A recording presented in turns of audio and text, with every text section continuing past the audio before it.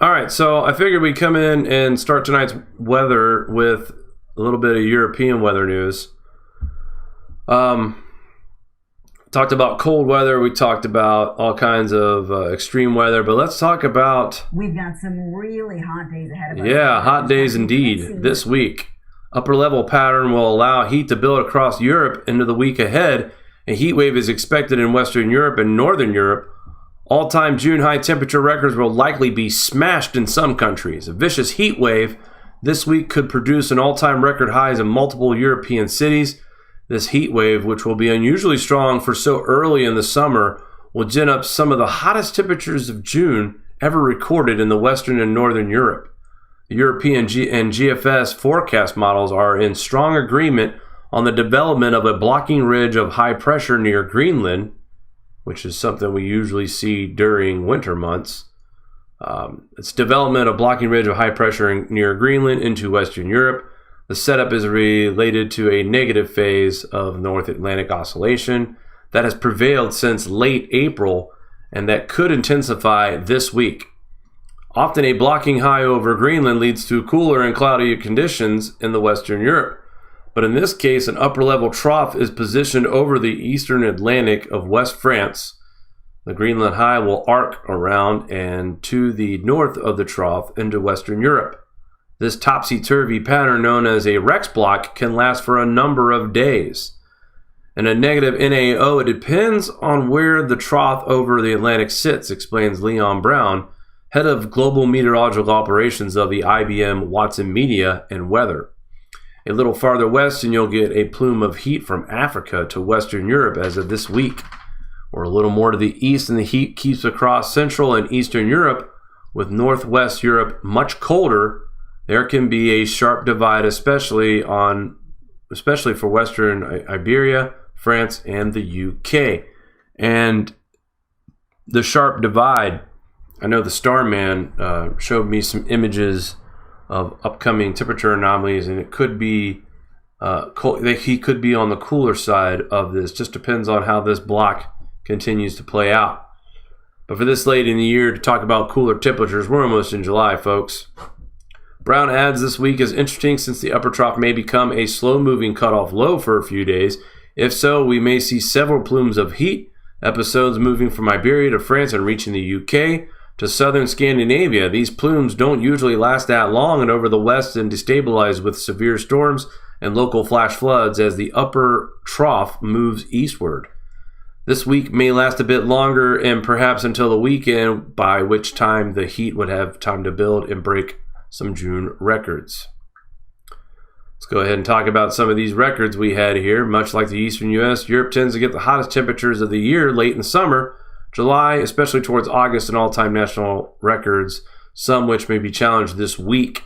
So these are mainly August and July records that are going to be challenged. Let's read off some of those. 104 degrees Fahrenheit in Austria. That was back in August 8th of 2013. 1 year before we were not going to see any more ice caps, according to Al Gore. Belgium, 38.8 degrees Celsius. That's 101 degrees Fahrenheit. That was back on July 2nd, 2015. Notice how we are talking about this peak warming right around the peak of a solar max here before we head into a minimum. Denmark, 97 degrees. Hello, Henrik. That record was set back on August 10th, 1975. So over 44 years, almost 44, 45-year-old record getting ready to be smashed this week. France, 111 degrees Fahrenheit. That was back August 12th, 2003. Germany, 104.5 degrees Fahrenheit on July 5th and August 7th, 2015. So twice in 2015 did they tie their record of 104.5 degrees. Luxembourg, 103.8, August 8th, 2003. Netherlands, over 101.5 degrees Fahrenheit, 23rd of August and 44. And Switzerland with 103.5 over July 7th, 2015. Notice we were talking about 13 and 15 a lot. And that's right where we were at our recent solar max, where we saw 0 days of spotless, without spots. We didn't have a day without sunspots. We had sunspots every day.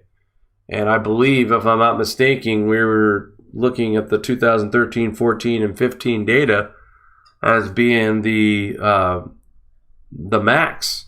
And 2016, where our temperatures peaked at 0.88 degrees Celsius above baseline, according to the UAH, RoySpencer.com. So lots of heat coming the way this week. Over to our friends and family across the pond. Stay cool if you can. Stay in the water if you can. If you don't have to be outside, don't go outside. Not during this kind of heat, especially when it's about 2 months early than what it usually is as far as this kind of extreme heat. Now let's take a look at the lower 48 from the weather.com. Again, severe thunderstorms and flash flooding impacting parts of the plains, Midwest, South, and East from June 20th through the 24th. This is actually a pretty old article. This only goes till today. So this is the last bit of the severe threat that we were talking about here. On Sunday, June 23, up to 6 inches of rain fell in parts of Cherokee, Newton, McDonald, and Jasper counties of southwestern Missouri, where serious flash flooding was observed. There were multiple reports of water rescues and washed out roads, and some buildings were badly damaged or destroyed, according to the National Weather Service. Flooding was also blamed for the death of at least one person. The Oklahoma Highway Patrol said a 64-year-old woman died after her vehicle was swept into Sugarloaf Creek early Sunday morning, according to the Associated Press. Severe thunderstorms produced wind gusts over 60 miles an hour in parts of the Louisville, Kentucky metro area Sunday afternoon and early Sunday evening. Gusts up to 64 miles per hour measured in Louisville International Airport. Power was knocked out for thousands of residents in the Louisville area. Sunday evening, a tornado was spotted on the south side of South Bend, Indiana. Initial reports indicated significant damage to some structures on the city's south side. The National Weather Service assigned a rating of EF2 at South Bend. Destructive thunderstorms, winds roared through Derby, Kansas early Sunday morning, down trees and power poles. The National Weather surveyed the damaged area, found evidence of 70 to 95 miles an hour winds. We also spoke about this as well as Norton, Kansas, saw a wind gust of 89 miles an hour, and having lived there, folks, that's incredible. It's already windy enough in that part of the country. I can't imagine having wind gusts that strong. And here is actually where they were talking about that in Norton, Kansas. We covered this earlier in the week. Trees down. So that's just a look of what we've had since last week, coming into early week. Let's go right into it, guys, and take a look at our GFS outlook. Right now, we are looking at showers and precipitation in the overnight hours for Tuesday, June 25th. Heavy rain across Cincinnati, Xenia, Beaver Creek, Fairborn, stretching all the way through I-71 into Columbus, Ohio, past northeast Columbus, Ohio. That's where the heaviest of the rain. Also in the Gulf near Texas, see some heavy showers developing there as they move, ironically enough, to the west and then back to the east. But this system will move through the northeast Tuesday before clearing its way out into the Atlantic. But more moisture will reload in the atmosphere for most of Texas, Dallas-Fort Worth area, Oklahoma City. Watch out, more precipitation forming across there. Kansas City, Wichita, St. Louis, Missouri, more rain back in the forecast for you guys as we see a weak disturbance move across the Oklahoma, Arkansas, Louisiana region. But just kind of hang around and just be this annoying rain showers here in parts of Missouri, Illinois, and Iowa, and northern parts of, actually I should say southern parts of Minnesota and Wisconsin are going to see some heavier showers develop by the end of this week. Into the weekend, dive bombing into Illinois, Indiana, and Ohio before turning just to some moderate rain showers. So some good news here in the early future, and that is a lot of this rain that's falling in these regions that we've seen tons of rain is very light, very moderate, very intermittent, not as widespread. And through June 30th, really, we kind of see this trend continue until we see some action on July 1st, South Dakota into Minnesota, and then in northwest Iowa, followed by some scattered showers throughout the entire Midwest, Ohio through Illinois. Again, guys, nothing real crazy. But some of these areas that are continuing to get moderate to light rain really doesn't need the continuance of the rainfall. So we get about 4 or 5 days of similar or somewhat dry weather. And then as we get started in early July, we see the atmosphere once again predicting widespread moisture throughout Oklahoma City, throughout most of the South, the Ohio Valley into Pennsylvania. And really, this pattern just kind of hangs around 4th of July. Ohio, you're still dry. That forecast we had originally from the 27th, we've moved it up now from the 30th through July. It looks like the 3rd, and it gets dry again on the 5th. So nothing real major in the sense of moisture for the lower 48 here over the next 13 days, really. We see some developments here across the northern plains, dipping through the plain states into the central United States by early following week of July 8th, which is really far out. So really, folks, not too bad when it comes to weather. Moisture, that is. But we still see chances of rain just about every day, but a lot more drier days than we've had here in the first couple of months of spring into early summer. So somewhat good news, but really what these farmers need is like 3 weeks of dry conditions. And I mean Nebraska, Missouri, Illinois, Indiana, Ohio, parts of Iowa, parts of Arkansas, parts of Nebraska. They need several weeks with no rain, and you guys can see this forecast. Every other day there's a chance of rain of some sort in those states that I just mentioned. Ohio, towards the beginning of July, you look like you go through a little bit of a dry streak, but that doesn't last very long. High pressure tries to hang out and stick around. GFS also recommending that we could see a low pressure system moving off of the United States going into the Atlantic. Maybe some kind of cyclonic activity. I don't know. The predictions for hurricanes this year, there's only 2 major hurricanes that are supposed to make landfall this year. 2. And with El Nino winding down at this point, that forecast appears to be holding true at this point. So let's take a look at temperatures, because this was the other part I wanted to talk to you guys about with the crops. Now, we have somewhat dry conditions forming in most of the parts of the United States that we need it. But we need some heat, guys. And these 70s and 60s aren't going to cut it. Not in Iowa, Minnesota, and Nebraska. Indiana, Ohio, Pennsylvania, New York. And then you go further northwest where we're talking about 48 degrees as a daytime high in parts of Idaho. Same with Oregon and Washington in the 50s and 60s. So we move forward, and our high temperatures for the 22nd, again, 60s across the northwest part of Kansas, 56 for a high in central Nebraska. Mid-70s for Ohio, Indiana, Illinois, and Iowa. Not too good for the heating for these crops. 23rd. Actually, this was last weekend's. I apologize, folks. So we should see a heat trend starting up here early this week. And here we are, Tuesday, looking at temperatures in the mid-80s across Kansas and in Nebraska, 70s. Still need to get a little bit warmer. So will we? And it looks like we will in parts of Kansas, Oklahoma, Arkansas, Missouri, parts of Iowa. But Indiana and Illinois still struggling to keep that real heat that they need right now. We got a couple of days of some mid-80s coming their way in Ohio. And then right about mid-July, we see the temperatures kind of regulate a little bit in the Midwest, cooling down just a tad towards the middle of actually this is July 5th. So the first Friday of July, look at that. Daytime highs in Iowa, 70, 66, 74, 73. 73 degrees in parts of Nebraska for daytime highs. Kansas, you're in the low 80s. That's not the kind of heat that we really need for these crops to thrive. July 6th, not much better. These are daytime highs in our farm belt, guys. Indiana, mid-70s. Illinois, mid-70s. Iowa, 60s and 70s. Nebraska, mid-70s, some 80s. Kansas, mid-70s, some 80s. Daytime highs for July 7th. Again, more of the same. Even cooler in some spots across the Midwest. Cleveland, Ohio, looking at a 69-degree high.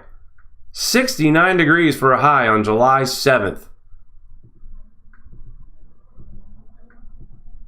Daytime highs for July 8th. Mid-70s, lower 70s. Some 50s in the Northeast, folks. 65 in the capital region, July 9th. 65. Daytime high temperatures. That heat trying to extend all the way up to the northern plains, Montana, North Dakota, South Dakota, Colorado, parts of Kansas, and western Nebraska. But again, guys, the most part of the farming area. And the reason why this area right here, and I talked about this at the beginning of spring, why is this area right here so much cooler than here and here and here and here? It's because of all the moisture that we have received over the past couple of months. Remember, folks, saturated soil causes cooling. Kind of hard for these temperatures to maintain summer heat when there's so much water on the ground in the first place. Let's take a look at daytime highs for July 10th. Do they get any better? No, not much. More of the same in the Midwest, the Central Plains. Actually, I take that back, a little bit warmer for July 10th. How about that? So we start to see low average summer temperatures by July 10th for Ohio, Indiana, Illinois, Pennsylvania, New York, Michigan, Wisconsin, Iowa, and Missouri, parts of Kansas and Nebraska, northern Arkansas as well. These are some amazing projections for the middle of summer. And all this talk about NOAA with its record fourth, May was the fourth warmest May on record. And they probably don't show you that fourth warmest year on record is continuing trend of declining years since 2016. No temperatures yet have surpassed what we saw in 2016. Everything is dropping below 2016 and continues to decrease. But mainstream doesn't do that. They cherry pick their data and they just go by, certain numbers and report what's favorable to their reports. But it's getting obvious that we're not heating up. The weather.com has called it so far, and I got to give them credit, even though they show some weird programs that talk about man-made global warming. Not all the time, though. I actually saw a documentary where they don't mention man-made global warming as a threat to human civilization, which I find interesting because people like Ocasio-Cortez will tell you that we have 12 years to cut carbon emissions by 50% or we will be facing catastrophic climate change. And even on the Weather Channel, they talked about rogue planets being the reason why we die before man-made global warming didn't even make the list. So the truth is coming out big time. It started with the private research of the IBM company for weather.com. They actually forecasted in January that the reason why we were so cold was due to the position that we were in our solar minimum. That's the first step. They did it again a couple weeks later in another one of their forecast predictions. And then we get the NASA release of their solar cycle 25 prediction of 50 sunspots in the max. 50. Not 100, not 96, not 80, 50. And then, of course, today we get Valentina Zarkova's long-awaited peer-reviewed paper on her double dynamo theory. And like I said, the overall review for that is that we are now in a grand solar minimum according to a peer-reviewed paper with mathematical calculations that have not been proven wrong. And if they are proven wrong, give me the name of the person who did the math and the calculations that he came up with or she came up with. Until then, like another person had told me, there's no use of listening to people complain about her calculations are wrong until you see someone who's actually doing the math and coming up with their own calculations. So what a way to start off Monday, and really the last two, ever since June 13th. I think that this channel has had lots of information to pass along that deals with, okay, what's actually happening, what's coming. You know, I know on this channel over the past winter, we were talking about how we thought maybe solar cycle 26 would be the beginning of the grand solar minimum. I would have to be a blind person to deny the information that I've seen here in the past 12 days.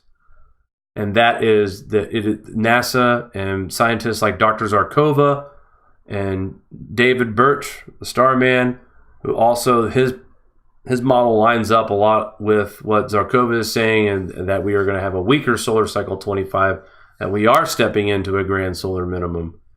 And what's happening with the weather is everything that we talk about on this channel. It has nothing to do with global warming or anything like that. All the events that are happening right now on a frequent basis have been talked about on this channel since 2017 when it began. Actually, I should say 2016. So, all right. So with that being said, I'm going to bring over my lovely producer, Mari, who has worked her tail off.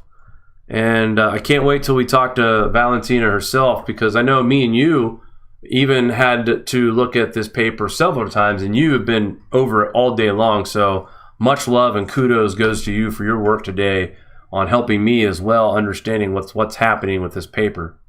Yeah, it is a lot to take in. It's even more challenging to try to break down complex physics in a manner that people can understand. Some of the charts, I know when her slides originally came out, they got sort of manipulated and blown out of proportion as to what they really were. And it's really great that this paper is finally out. We will have her on. I should know an exact date tomorrow. I have a call with her because we're working on her website. So I will have more information about that tomorrow. I got a couple comments from my peanut gallery here. I love you guys in the chat. You are a pleasure. I don't know what's going in there right now, but anyway, Red Fox says good work. I thank you from the East Coast of Canada. They're planning 3 weeks behind. Jeez. And I said, well, that's better late than never, I guess, because a lot of farmers aren't even getting that far. Yeah. It's still alarming. A Desert Coyote says she really likes my rant the other day and that I should do more of them. Jake, what do you think? Little Mari rants? You get them every day, don't you? Yeah. Yeah. Anyway, we have a few super chats. I would like to thank Terrence, KJMC, and Jeff. Thank you all very much for supporting our channel. Terrence said, great video. KJ said, thank you for your valuable service. And Jeff Mason put, hey, everyone, thanks, especially GSM News for all the hard work they do. I'm sure they lose a lot of sleep keeping us educated and up to date. Hi, fist bump to GSM News. So thank you very much. We do. Hey, I don't mean to cut you off. I was looking in the chat, and Daniel Sneeden, Mari and I were just talking about this yesterday. And we're going to actually bring this presentation to our next hangout. We didn't do it tonight because Zarkova work was so important. But Mari and I watched a very highly produced production about climate change and how wonderful of a voice actress she was. And we were talking about this. And folks, my advice is we can't let AOC trigger us anymore, because yes, indeed, Daniel, she was responding to an actress ad that was put out.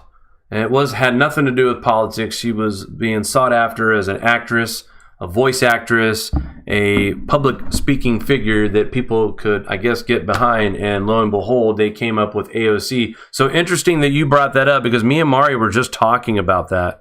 Rain says GSM no politics. I'll save that for WTF Sky. I got some great parody stuff of AOC I'm going to do. Anyway, let's get back to my chat notes, my very important notes from all you people in the chat that I love. So Jimmy Kane from Pennsylvania said, just came out of a week-long rain, getting 1 to 2 inches per rainfall, got 3 months of rain in a week.